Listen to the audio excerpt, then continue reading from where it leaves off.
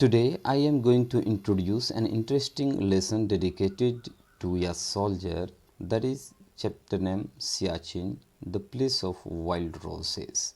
In this lesson we will study about Siachen as well as about a soldier in detail. And this lesson has been taken from Unit 3A English Class 8 NCERT. Siachen, the place of wild roses. This is an interesting lesson. This is Siachen, that is J&K, Jammu and Kashmir. And this is a lesson. At first, I would like to talk about Siachen, the meaning of Siachen, and what is the importance of Siachen. Then we will go for the study material about a soldier, Indian soldier. We will talk in detail. आज मैं आप सभी के लिए सियाचिन वर्ग अष्टम English unit 3A से लेकर आया हूँ। Siachen the place of wild रोसेस। इसमें हम सभी सियाचिन के बारे में अध्ययन करेंगे जो कि जम्मू और कश्मीर में है। और सियाचिन में एक बड़ी घटना 2016 में घटी थी, जिसमें से एक Indian soldier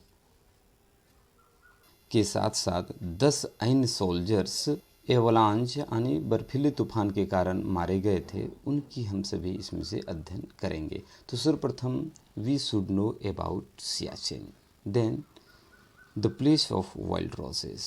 eight first we should know about Siachen, the place of wild roses. English class 8 unit 3A। Today I will talk in English as well as Hindi. The name Siachen refers to a land with an abundance of roses.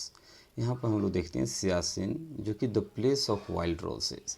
Siachen का अर्थ है जंगली गुलाबों की दुनिया, जंगली गुलाबों का स्थान, यानी वह स्थान जहाँ पर वाइल्ड रोजेस पाए जाते हैं उसे हम लोग सियाचिन कहते हैं। Siachen the place of wild roses. यहाँ भी देख लेते हैं the name Siachen refers to a land with an abundance of रोसेस।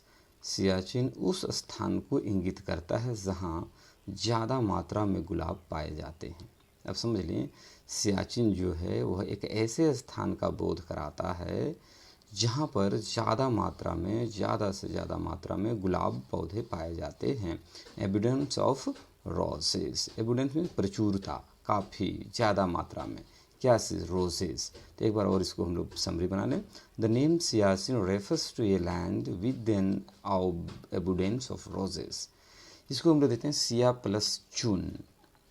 देखेंगे अंतर आ रहा है, सियाचेन यहाँ लिखा हुआ सिया चैन, लेकिन हम लोग यहाँ पे देखेंगे सियाचिन, सिया प्लस चून। सिया मीन्स बाल्टी लैंग्वेज, J&K रोज फैमिली। सिया का तात्पर्य होता है बाल्टी लैंग्वेज, जो कि जम्मू और कश्मीर में वहाँ का जो स्थानीय भाषा है वो बाल्टी भाषा है। और बाल्टी भाषा में बाल्टी लैंग्वेज जो हम लोग बोलते हैं सिया, उसका तात्पर्य रोज़ फैमिली यानी गुलाबों का परिवार। देखिए गुलाब फूल को ही इंगित करता है। यानी सिया जो कि एक बाल्टी लैंग्वेज है जो कि जम्मू कश्मीर में बोला जाता है, जो रोज़ फैमिली को इंडिकेट करता है, जिसका अर्थ होता है गुलाब का फूल। तो सिया मीन्स गुलाब का फूल। चुन फाउंड इन एबुडेंस, जहाँ ज़्यादा पाया जाता है, यानी जिस स्थान पर ज़्यादा से ज़्यादा मात्रा में कोई चीज़ पाया जाता है उसको बाल्टी लैंग्वेज में चुन कहते हैं। इसलिए दोनों को जोड़ेंगे तो सिया चुन। तो सिया मीन्स बाल्टी लैंग्वेज जम्मू कश्मीर, रोज़ फैमिली गुलाब फूल। चुन फाउंड इन एबुडेंस, जहाँ ज़्यादा मात्रा में पाया जाता है। इसलिए दोनों को लैंग्वेज को मिलाकर सिया चुन, जो सिया प्लस चुन जो देख रहे हैं उसको इंडिकेट करने के लिए वहाँ के लैंग्वेज में बदलाव करते हुए सियाचिन कर दिया गया है। इसलिए हम लोग इसको सियाचिन बोलेंगे, सियाचिन। इस प्रकार से हम लोग जान गए कि सियाचिन एक बाल्टी भाषा है जिसका तात्पर्य होता है वह स्थान जहाँ सर्वाधिक मात्रा में गुलाब पाए जाते हैं। अब समझ लें एक बार फिर से, सियाचिन एक बाल्टी भाषा है जो कि जम्मू कश्मीर में बोली जाती है, जिसका हिंदी तात्पर्य होता है वह स्थान जहाँ ज़्यादा से ज़्यादा गुलाब पाए जाते हैं। इस प्रकार से सियाचिन के बारे में हम लोग जान चुके हैं। आइए अब हम सभी इस चैप्टर का जो समरी है वो जानने का प्रयास करेंगे। Siachen the place of wild roses. इसे आप हमेशा के लिए याद रख लें, Siachen the place of wild roses, लेकिन स्पेलिंग पे यहाँ ई हम लोग याद करेंगे, सियाचिन।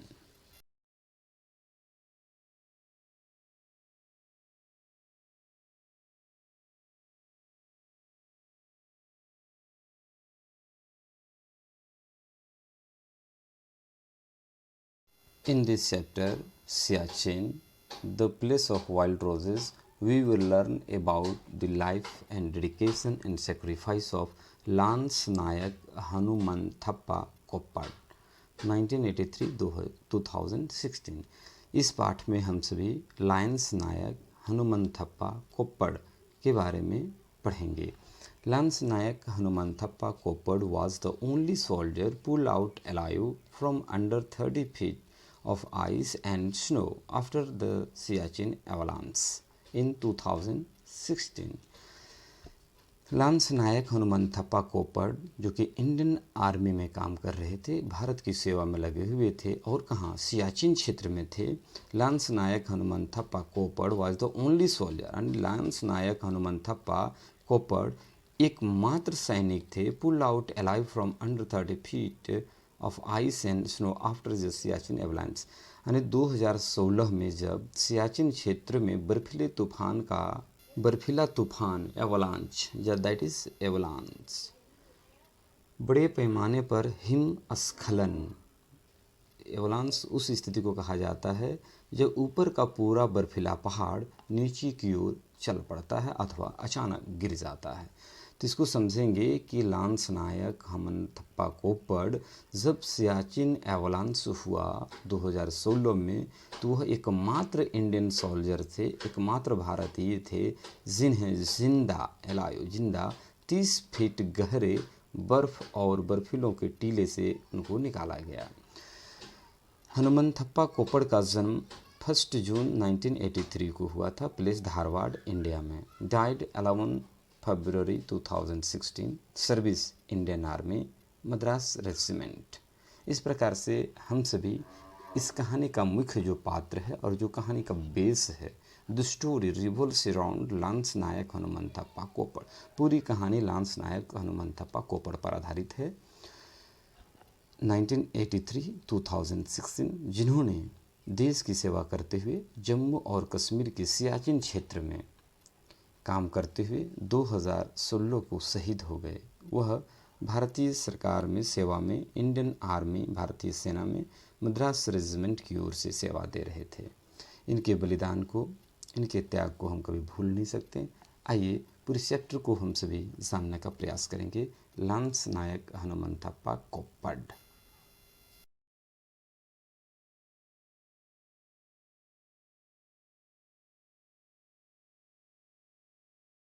आज हम सभी सियाचिन चैप्टर का विस्तार से अध्ययन करेंगे, लाइन बाय लाइन अध्ययन करेंगे, लेकिन अध्ययन करने से पूर्व कुछ महत्वपूर्ण इम्पोर्टेंट वर्ड्स हैं, उसे जान लेना बहुत ज़रूरी है। मैसिव एवलांच, बड़े पैमाने पर हिमस्खलन, वह स्थिति जब हिम मीन्स बर्फ, स्खलन मतलब गिरना, बर्फ के बड़े बड़े टुकड़े पहाड़ की तरह जब निचले भाग में गिर जाते हैं, उसको मैसिव एवलांच कहते हैं। और यह बर्फीली दुनिया जैसे जम्मू एंड कश्मीर, सियाचिन और बहुत इस प्रकार के क्षेत्रों में आते हैं जहाँ बर्फ़ के टीले होते हैं, बर्फ़ के पहाड़ होते हैं।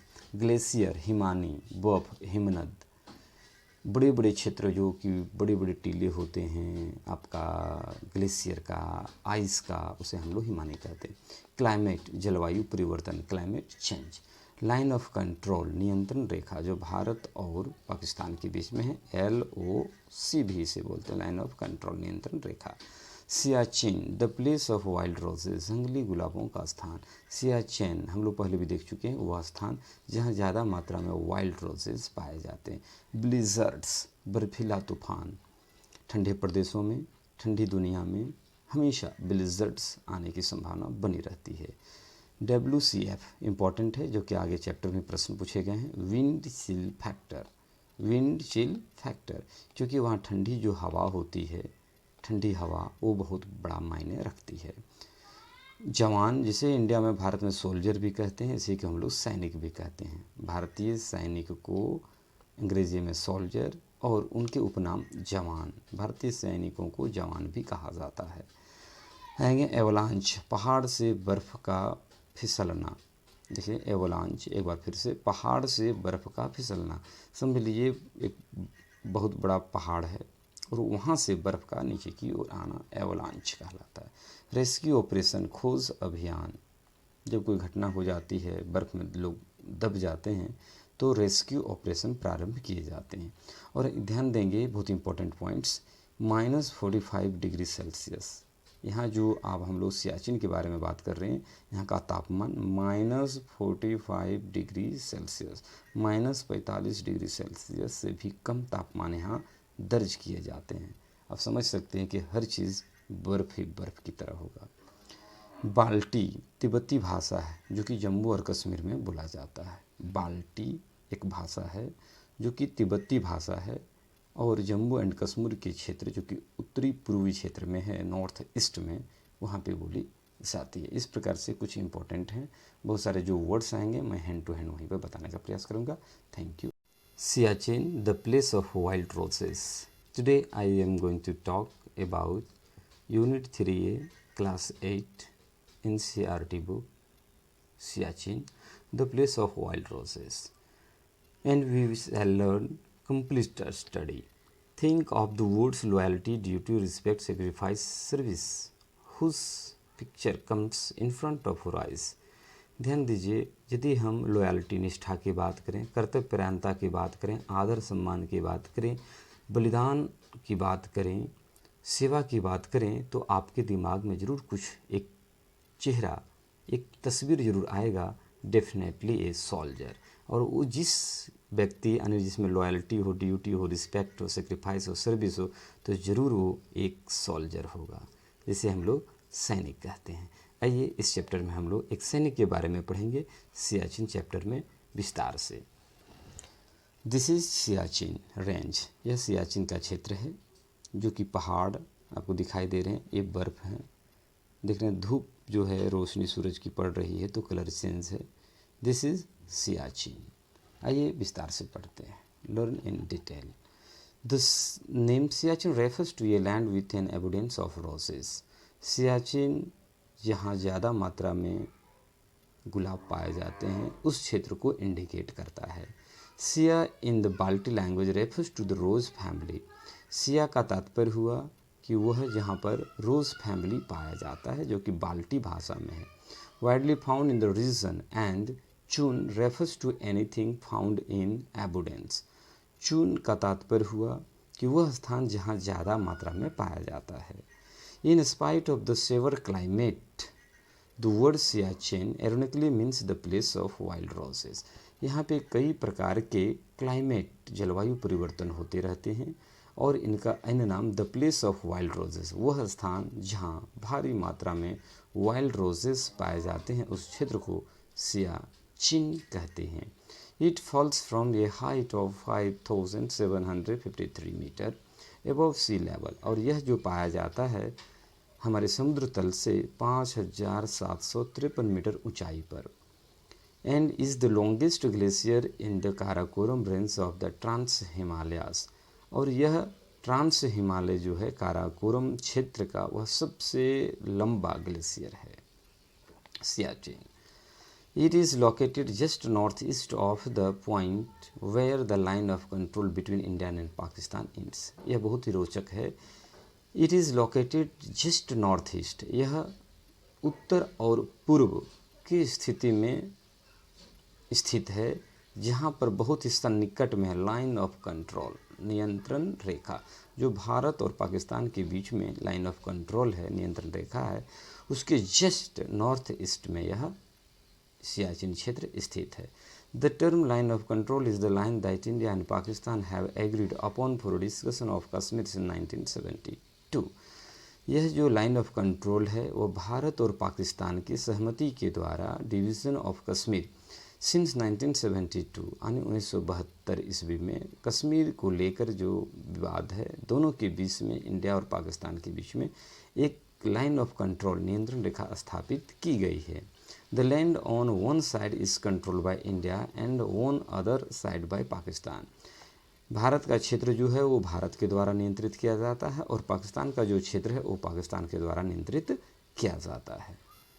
Both India and Pakistan claim authority over the entire Siachen region. Siachen region को यानी सियाचिन क्षेत्र को लेकर भारत और पाकिस्तान दोनों के द्वारा दावा पेश किए जाते हैं। Between 1984 and 1999 frequent fighting took place between India and Pakistan to take control of the region. 1984 और 1999 के बीच में लगातार भारत और पाकिस्तान के बीच में कंट्रोल ऑफ द रीजन, इस क्षेत्र के नियंत्रण के लिए युद्ध यानी संघर्ष, फाइटिंग, लड़ाई होते रहे हैं। Siachen glacier with all major passes is currently under the administration of India since 1984। Siachen glacier का जो क्षेत्र है यानी सियाचिन जो बर्फीला जो क्षेत्र है जो north east Jammu and Kashmir में है, वह 1984 ईस्वी से भारत के शासनाधीन है। भारत के एडमिनिस्ट्रेशन मीन शासन, भारत के शासनाधीन है। And forms part of the Leh district of Ladakh, while Pakistan controls the region west of Saltoro रीज। Pakistan के द्वारा जो क्षेत्र है वो सालतोरो रीज जो कि काराकोरम क्षेत्र का हिस्सा है, वहाँ पे उनका शासन है। India has also built the world's highest helipad on this glacier at a place called Sonam. Siachen glacier एक ऐसा जगह जिसका नाम सोनम है, वहाँ पर भारत सरकार के द्वारा दुनिया का सबसे ऊंचा हेलीपैड बनाया गया है, यानी यहाँ पर हेलीकॉप्टर भी उतारा जा सकता है। और यह एक ऐसा ग्लेशियर है, बर्फीला जगह, जो कि दुनिया का सबसे वर्ल्ड्स हाईएस्ट सबसे ऊंचा स्थान पर हेलीपैड बनाया गया जिसका नाम है Sonam. His is 21,000 feet above the sea level, जो कि समुद्र तल से 21,000 फीट की ऊंचाई पर स्थित है। अब अनुमान लगा सकते हैं कि कितनी ऊंचाई है। इन 1984 India launched operation Meghdoot, A military operation that gave India control over all the Siachen glacier. 1984 ईस्वी में भारतीय सेना के द्वारा एक मेघदूत अभियान का प्रारंभ किया गया, लॉन्च किया गया, जिसके द्वारा India control over all the Siachen glacier, जिसके अनुसार से भारत सियाचिन ग्लेशियर पर अपना नियंत्रण स्थापित कर लिया। इंक्लूडिंग इस ट्रिब्यूटरीज, इनके जितने भी सहायक जो ग्लेशियर हैं, सहायक नदियां हैं, सहायक हिमनद हैं, वहाँ भी भारत का शासन और नियंत्रण हो गया। Under operation Meghdoot Indian troops took prior action and the Kumaon regiment of the Indian Army as well as the Indian Air Force went into the glacier just a day before Pakistan Operation Ababil to occupy most of the dominating heights on Saltoro ridge. देखेंगे Saltoro ridge में पाकिस्तान के द्वारा एक अबाबिल, Pakistani air force के द्वारा एक अबाबिल operation प्रारंभ किया गया, जिसके अनुसार से यह जो क्षेत्र सियाचिन कुमाऊं रेजिमेंट, यहाँ पे वो अपने आप को नियंत्रित करना चाहते थे, लेकिन भारतीय इंडियन आर्मी वहाँ पे पहले से पहुँच जाता है ताकि हम वहाँ पर उनको एक अपने क्षेत्र को आज़ाद बनाए रख सकें, अक्षुण्ण बनाए रख सकें। इंडियन ट्रूप्स टुक प्रियर एक्शन, यानी भारतीय सेना के दलों ने पहले ही प्रारंभ कर दिया। And the Kumaon regiment of the Indian army as well as Indian air force, जो कुमाऊं रेजिमेंट जो कि इंडियन आर्मी का वहाँ पे विशेष दल है, और भारतीय सेना एयरफोर्स के द्वारा went to the glacier just as a before Pakistani operation Ababeel, यानी अबाबिल पाकिस्तानी अभियान के पूर्व ही वहाँ नियंत्रण कर ले, to occupy most of the dominating heights on Saltoro ridge, ताकि वहाँ पर सालतोरो रिज है वह ज़्यादा से ज़्यादा हमारे क्षेत्र में बना रहे। Not all soldiers die here of enemy action, some die because of blood clot in the lungs caused by the thin air on the high mountains। यहाँ पर सभी सैनिकों की मौत नहीं हुई। some die because of blood clot, देखेंगे यहाँ इतनी हाइट पर बर्फीले तूफान और सर्द हवाओं के कारण, खून के थक्के जमने के कारण और फेफड़ों में विभिन्न प्रकार के कारण उत्पन्न होने के कारण लोगों की मृत्यु हुई। On an average 1 Indian soldier is killed every other day, इस स्थान पर प्रत्येक दूसरे दिन एक भारतीय सैनिक की मौत हुई due to extreme weather condition, जहाँ पर बहुत ही खराब मौसम दशा था। एक्सट्रीम माने बहुत ही अत्यंत ही खराब मौसम। The soldiers call it general glacier, सैनिकों के शब्दों में से कहें तो जनरल ग्लेशियर कहते हैं, और इसी की वजह से प्रत्येक एक दूसरे दिन सैनिकों की मौत हुई। The generals call it prestigious issue. They sacrifice their lives because they love their country and want to keep her borders intact. देखेंगे, they sacrifice their lives because they love their country, यहाँ बहुत important line दिया हुआ। They sacrifice their lives because they love their country, उन लोगों ने अपने जीवन की कुर्बानियाँ दे दिया क्योंकि वे सब अपने वतन से प्यार करते हैं। And want to keep her borders intact, और अपनी सीमाओं को हमेशा सुरक्षित बनाए रखना चाहते हैं, इंटैक्ट यथावत बनाए रखना चाहते हैं। The soldiers gather around the funeral fire of their comrade on the banks of the frozen Nubra river, अपने शहीद सैनिकों को श्रद्धांजलि देने के लिए उनके शव यात्रा में अंतिम संस्कार करने के लिए फ्रोजन नुब्रा रिवर के किनारे एकजुट होते हैं। इस ये फैमिलियर साइट जो कि एक पारिवारिक दृश्य को दर्शाता है।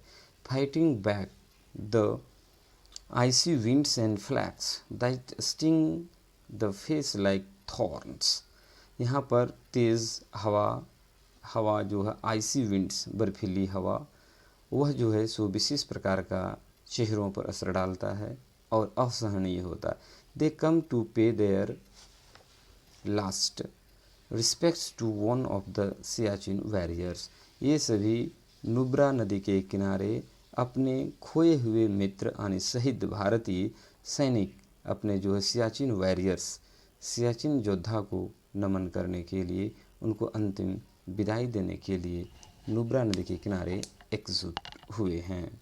Daily existence here is so painful that soldiers cannot be sent up again for least 15 years.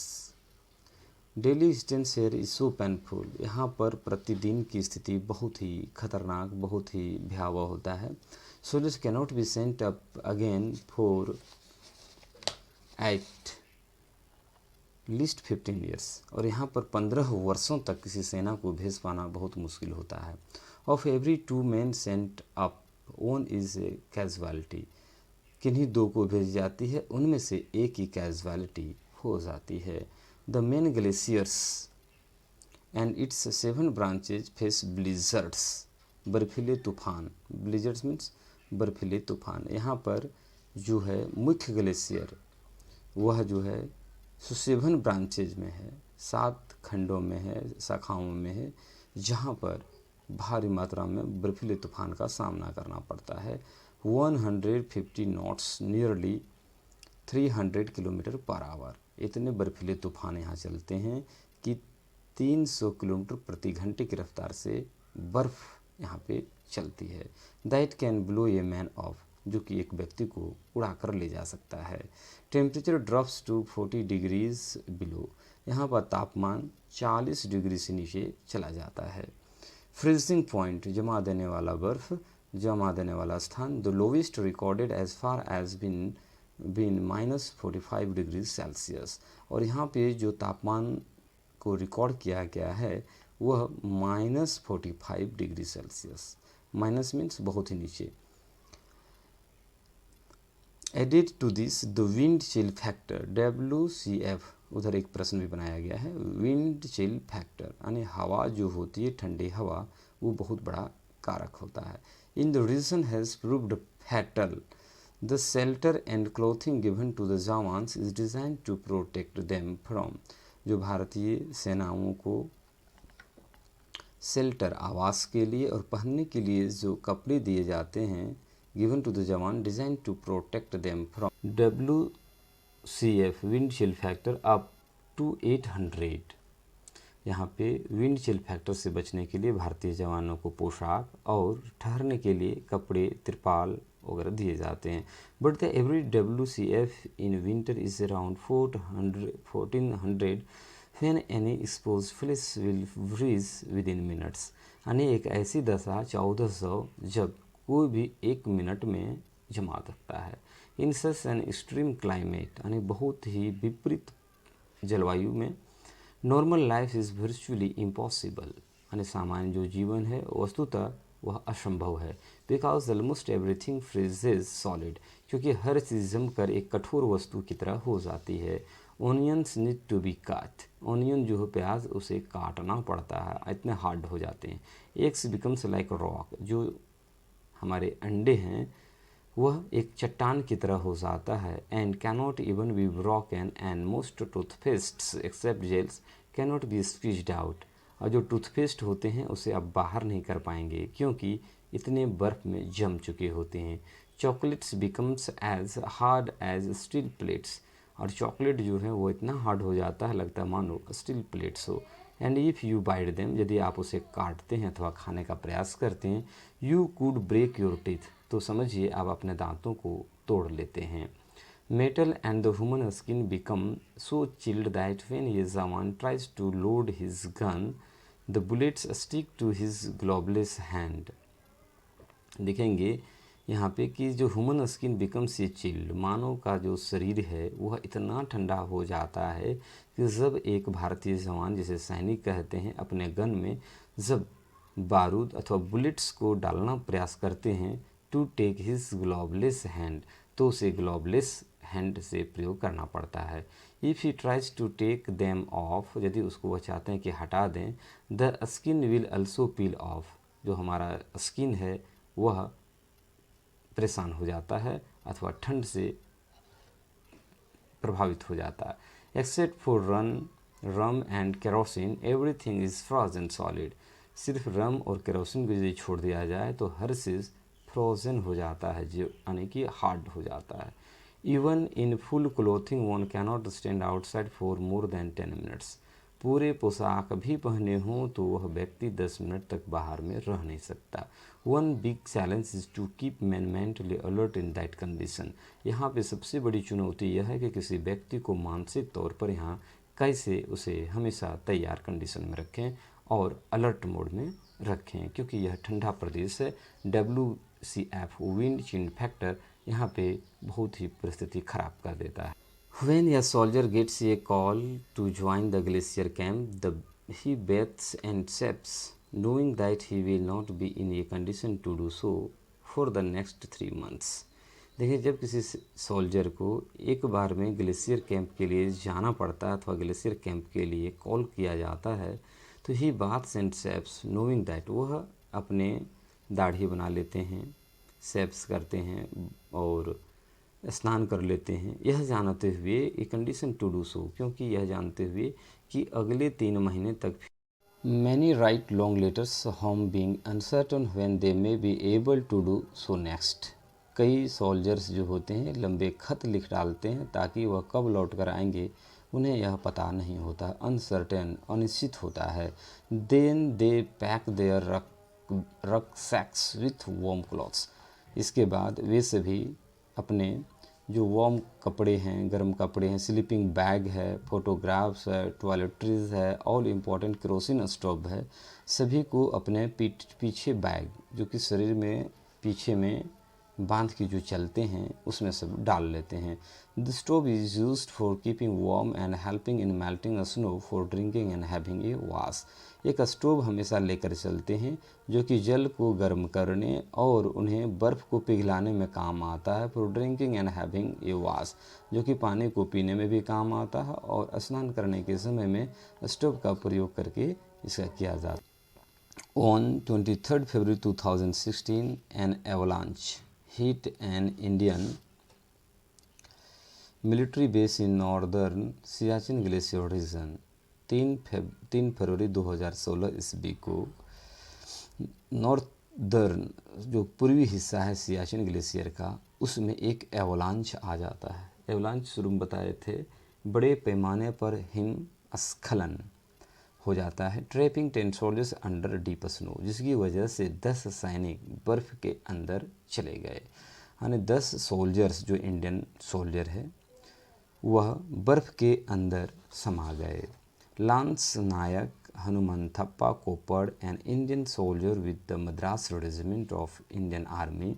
Lance Naik Hanumanthappa Koppad, जिनका पिक्चर भी दिया हुआ है, यह है लांस नायक हनुमंथप्पा कोप्पड़, जो भारतीय सोल्जर में भारतीय सैनिक हैं, मद्रास रेजिमेंट की ओर से, यानी इंडियन आर्मी में मद्रास रेजिमेंट की ओर से सेवा दे रहे हैं। सर्वाइव्ड द मैसिव एवलांच, इस प्रकार के बड़े पैमाने पर हिमस्खलन में यह एक जीवित पाए गए। He was found during post disaster avalanche rescue operation by the Indian army 6 days after the disaster. जब यह घटना 3 फरवरी 2016 को घटित हुई तो 6 दिन के बाद इन्हें खोजकर रेस्क्यू ऑपरेशन, खोज अभियान चलाकर इन्हें जीवित निकाला गया। He was rescued from 35 feet beneath the snow, उन्हें बर्फ के 35 फीट नीचे से निकाला गया इन -45 डिग्री टेम्परेचर। आप समझ सकते हैं कि जो बर्फ़ है 35 फीट नीचे है, मोटा है, और -45 डिग्री टेम्परेचर पर काम करना पड़ा, उन्हें निकालना पड़ा। 9 other personal at the post diet in the incident, उस क्षेत्र पर जहाँ ये सियाचिन क्षेत्र में थे वहाँ पर अन्य 9 जो इनके सैनिक हैं, सोल्जर हैं, उनकी मृत्यु हो जाती है, शहीद हो जाते हैं। Koppad also could not survive for long due to multiple organ failure, Koppad जो है वह जीवित जरूर पाए, निकाल लिए गए, बचा लिए गए, लेकिन कई प्रकार के शारीरिक प्रॉब्लम, मल्टीपल ऑर्गन फेल्योर के कारण उन्हें जीवित नहीं बचाया जा सका। After a few days he died, कुछ दिनों के बाद उनकी मृत्यु हो गई। Avalanche and other environmental factors are the leading cause of death in Siachen, Siachen क्षेत्र में बर्फीले तूफान, बड़े पैमाने पर हिमस्खलन और अन्य प्रकार के पर्यावरणीय कारकों की वजह से वहाँ पर जीना बहुत मुश्किल होता है और वहाँ पर मृत्यु हो जाती है। Over 870 soldiers have lost their lives in the recent past due to extreme climatic conditions and environmental factors. अभी तक 870 से ज़्यादा भारतीय सैनिकों ने वहाँ पर बहुत ही विपरीत जलवायु दशा और पर्यावरणिक कारणों की वजह से अपने जानों को गंवा चुके हैं। यानी अभी तक वर्तमान में 870 से ज़्यादा सैनिक यहाँ पर शहीद हो चुके हैं। Despite such challenges and hardship, यहाँ पर बहुत ही विपरीत परिस्थितियाँ हैं, कठिन जीवन है। और our army man are always ready to serve the nation and make our country man feel safe and secure all the time.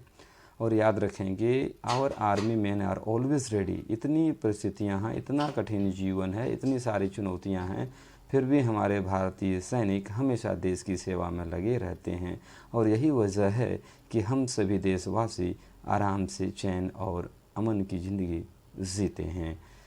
अंतिम लाइन को एक बार और लेना चाहेंगे, our army man are always ready to serve the nation, हमारे सैनिक जो हैं वह हमेशा देश की सेवा के लिए तत्पर रहते हैं, तैयार रहते हैं। And make our country man feel safe and secure all the time, और अपने देशवासियों को हमेशा सुरक्षित और हमेशा किसी बाह्य ताकतों से हमेशा बचा कर रखते हैं। यही वजह है कि हम सभी अमन, चैन और शांति की ज़िंदगी जीते हैं, क्योंकि हमारे लिए कोई शहीद होने के लिए तैयार है और हमें रक्षा के लिए 24 आवर कड़ी परिस्थितियों में, कठिन परिस्थितियों में तैयार हैं। जय हिंद। इनका पूरा नाम lance Naik Hanumanthappa Koppad. Lance Naik Hanumanthappa Koppad 1983-2016, born 1 June 1983, place Dharwad India, died 11 February 2016, service Indian Army, Madras Regiment। Salute and जय हिंद।